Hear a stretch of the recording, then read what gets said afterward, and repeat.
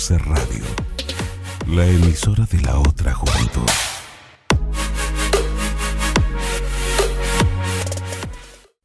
Desde lo alto hasta lo más bajo, la conspiración no da espera. Y del pasillo al corrillo, llega Bajo Fondo. Buenas tardes, hoy nos encontramos de nuevo en otra emisión de Bajo Fondo. Tenemos temas muy interesantes, invitados muy especiales. Es un gusto estar aquí. Los saluda Lorena Riaño. Estamos con Joana Gómez. Hola, Lore. Felipe Pineda y nuestro invitado Nicolás, ¿me recuerdas tu apellido, por favor? Henao. Vamos a discutir hoy un tema controversial, importantísimo para nuestra nación y para la construcción de nación, que es nuestra tarea fundamental como colombianos. Vamos a discutir asunticos sobre la JEP. ¿Cómo la vemos, Joa? Pues mira, yo quisiera contextualizar a las personas que nos están escuchando y recordemos que el sistema de verdad, justicia, reparación y no repetición hace parte del Estado gracias a un acto legislativo que se aprobó en el 2017 y donde pues tenemos tres entes y uno de esos es la JEP. Entonces, digamos que se generó la figura y digamos que pues tiene claras unas funciones. El organigrama se estableció al siguiente año mediante dos acuerdos, el 002 y el 004 de 2018, y empezó su funcionamiento con unas virtudes, con unas funciones muy, muy claras y establecidas, y está ahorita pues en la cabeza de la doctora Patricia Linares. Es una parte fundamental del acuerdo y bueno, pues esta ley estatutaria que pasó por el Congreso y fue aprobada y luego se revisó en la Corte Constitucional, donde la Corte pues la declaró como exequible, es decir, que está acorde a los principios de la Constitución. Solo le faltaba ser sancionada por el presidente Iván Duque Márquez. Entonces, como todos saben, el presidente hizo unas objeciones parciales a lo que ellos denominan, él y su partido de gobierno, son 6 articulitos, que en mi opinión es una manera un poco tratando de minimizar el impacto que tiene esas objeciones y que aparte de eso dicen que no son de constitucionalidad sino de conveniencia. Y eso pues generó toda una defensa a favor de la paz, donde pues por lo menos se dio la primera vez el derecho a réplica a la oposición en la televisión nacional, liderado por la representante a la Cámara por Bogotá, Juanita Gobertus, quien fue la que habló, pero en general todos de diferentes partidos alternativos estaban apoyando el mensaje. Adicionalmente pues se empezó a debatir en el Congreso de la República, ya hizo el primer debate en la Cámara y se obtuvo 110 votos a favor de rechazar esas objeciones del presidente Iván Duque contra 44 votos que las querían apoyar. Y ahí estamos, digamos que esa es la situación actual. Espero haber hecho una buena contextualización y que muy buena. Gracias. Y que a partir de aquí entonces ahora sí generemos la discusión. Bueno, Felipe, ¿y tú cómo viste al partido de gobierno en esta, entre comillas, campaña para apoyar las objeciones de Duque? Bueno, es claro que esto es una nueva movida del gobierno para reposicionarse en la agenda mediática del país, para reposicionar a un presidente con una favorabilidad en declive y para volver a reposicionar temas que habían sido olvidados en la agenda mediática nacional, puntualmente restablecer la seguridad democrática como eje central de la disputa política en el país, o sea, entrar otra vez nuevamente a la centralidad política en torno al tema de la seguridad, en torno al viejo cliché de la lucha contra el terrorismo y el viejo cliché del enemigo interno. El gobierno claramente sabía que iba a perder la votación y, sin embargo, insistió en este tema para, a nivel agenda mediática, poder volver a restablecer esta agenda. Y sin embargo lo hizo. También lo que quedó claro de todo esto es que el pulso político para el 2022 ya empezó y el realinderamiento del Partido Liberal en torno a 5 temas, entre esos el tema de la defensa de la paz, antiguos digamos, miembros liberales que se fragmentaron en Cambio Radical, Partido de la U y Partido Liberal, han sellado un acuerdo para empezar desde ya a jugar para las elecciones de 2022. Y pues era claro que esos 110 votos a favor eran inamovibles y sin embargo el gobierno insistió hasta última hora con esta salida en falso de perder. Ahora yo quisiera intervenir un momento y hacer mención a ese palo en la rueda que quiere meter el señor Ernesto Macías, diciendo que entonces no va a proceder, ¿no? Ese debate y esa decisión que se tomó en Cámara, diciendo que debió haberse discutido en el Senado. No se esperaba menos. Sin embargo, yo quiero destacar cómo el Rodrigo Prime pudo explicar muy bien cómo el reglamento del Congreso dice que si la ley era objetada se devolvía a la Cámara donde surgió, es decir, donde se radicó originalmente, que fue el Senado, y eso fue lo que se hizo, pero en ningún momento el reglamento indica que deba hacerse el debate primero en el Senado y luego la Cámara. Y en un artículo que publicó hace un par de días Rodrigo Prime explica cómo hay fallos de la Corte Constitucional donde han ocurrido casos similares y por lo tanto no procede eso que quiere hacer el senador Ernesto Macías. Bueno, precisando, digamos, lo que ha pasado, quiero, digamos, hacer una acotación en que hace unos días el presidente Duque decía que quería objetar el literal J del artículo 79 del Estatuto de la JEP. Esto haciendo referencia que dice que no se limita y no demuestra cómo debe ser el trabajo a la Fiscalía, lo cual la ciudadanía, no de Bogotá, sino de diferentes municipios como Bichada, donde el conflicto armado se ha dado de una forma drástica, dicen que les preocupa porque el fiscal pues de turno en este momento lo han calificado como corrupto. Entonces dice el presidente Duque que hay que aprovechar estos recursos investigativos que nos da la Fiscalía, pero entonces la ciudadanía se encuentra preocupada por ella. Y ha definido, digamos, de alguna otra manera mal la JEP, cuando nos ha dicho la JEP en un principio, cuando se firmaron el proceso de paz, que esta iba a investigar y judicializar a todos los militantes de las FARC o terceros que estuvieran en el conflicto armado o fuerza pública. Pero ¿de qué manera hacerla? Y o sea, ¿cómo va a llegar cuando la Fiscalía, digamos, en este momento no se tiene clara cuál es la función que quiere ejercer y si va a ser limpia y transparente en el país? Además, otro asunto también es que es muy diciente que varios de los militares implicados en los temas de falsos positivos y también en ejecuciones extrajudiciales se acojan a la JEP. Ellos saben que les favorece estar acogidos por la JEP y por eso han hecho uso de estar dentro de la Justicia Especial para la Paz, a diferencia de, comillas, el sector político o el bloque político que lo representa, en este caso el uribismo. Bueno, a mí me parece que el asunto de la JEP trae consigo varias consecuencias políticas trascendentales en el escenario nacional, teniendo en cuenta que se aproximan elecciones departamentales y municipales y que se necesita un empoderamiento de nuevo de algunos sectores políticos un poco desvencijados en las pasadas elecciones presidenciales y lo que Feli decía, un realineamiento de la conducta del partido de gobierno. Que se hayan caído las objeciones me parece fenomenal, pues porque defiendo la JEP abiertamente y la paz y el proceso en Colombia, pero también porque me parece que puso en tela de juicio el poder supremo del partido de gobierno. Que el Partido Cambio Radical, desde Vargas Lleras en adelante, y que el Partido Liberal se hayan realineado a favor del proceso y que defendieran la JEP, me parece interesante, no solo porque me imagino que en algún momento intentarán sacar réditos electorales para estas elecciones que vienen, sino porque se devolvieron a la postura de centro que mantuvieron en buena medida durante el gobierno de Santos. Eso me pareció interesante. Me parece también muy bueno el papel de la oposición, el haber tenido una primera declaración pública de la oposición a partir de un tema trascendental para la construcción de nación como la JEP es clave y me parece que lo hicieron muy bien. Me gustó mucho la composición del discurso, el enfoque y el cómo se hizo, ¿no? El tratar de unir al país a partir de una causa común.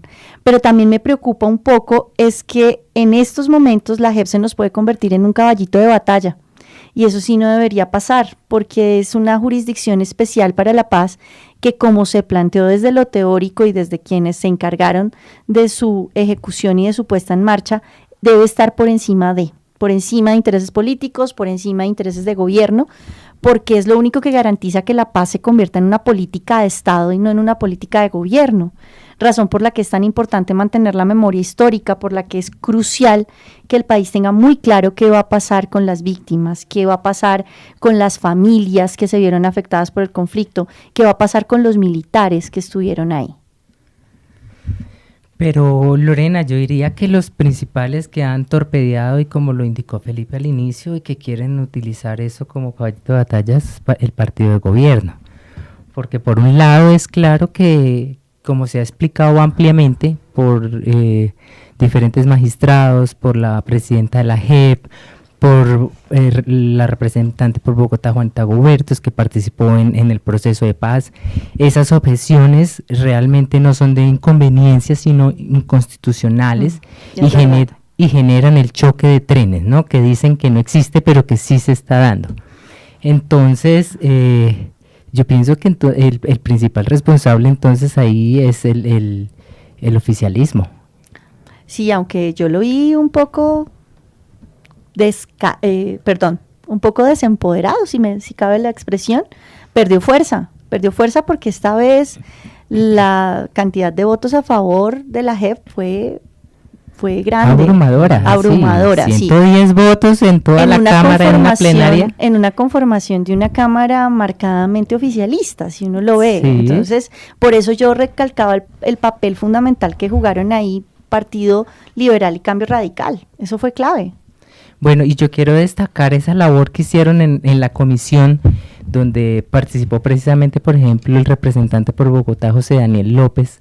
Sí, eso fue bueno. De Cambio Radical, trabajando de la mano con Juanita, de los Verdes, y con otras personas, y que de hecho hicieron una audiencia pública para que se expusieran, ¿no?, delante de la Cámara, pues digamos como las razones a favor y en contra, audiencia pública en la que pude estar.